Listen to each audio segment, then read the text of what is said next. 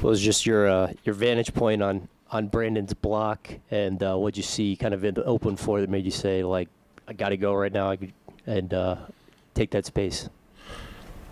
If B.I. don't get that block, we didn't have to get a three-pointer to send in overtime or something. And I literally sent him a text message, like, right after the game because he was already doing his lift. Like, B.I., if you don't get that block, I don't know if we win this game. So hats off to B.I. on that one. But with the space, like I said, my coaches trust me in transition. My teammates trust me. That's why Jose kicked it ahead, and I had to go finish.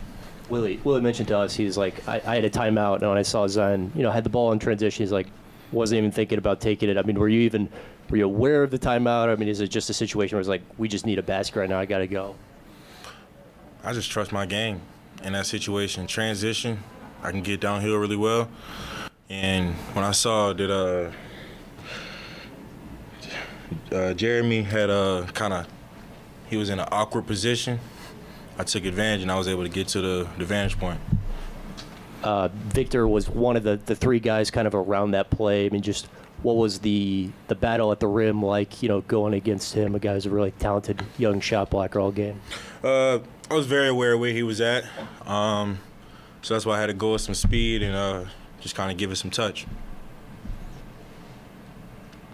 All right, the fashion again, the T-shirt and then the cross. You've been wearing that cross every game lately.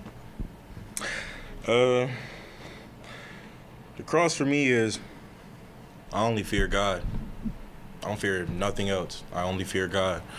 But the shirt, just repping NOLA. Got to show my appreciation to some of the legends to come through the town, so that's all this is. And big picture, you get one game at home and then you're back out on the road for the long Mardi Gras road trip. How challenging is that, or is that something you actually embrace? It sounds bad, but I mean, we in LA for what, 3-4 days. I don't think it's gonna be too bad for some of the guys, but it's a part of the game, part of the schedule, and we gotta take it game by game and try to get every win. So I think it's fair to say that you and Victor approach basketball in very different ways. The style of play, the way you just play both offense and defense. What do you think about his game overall, and have you thought about how these battles could be going on for a long time between you two? Victor's a very special player. We were just talking about in the locker room.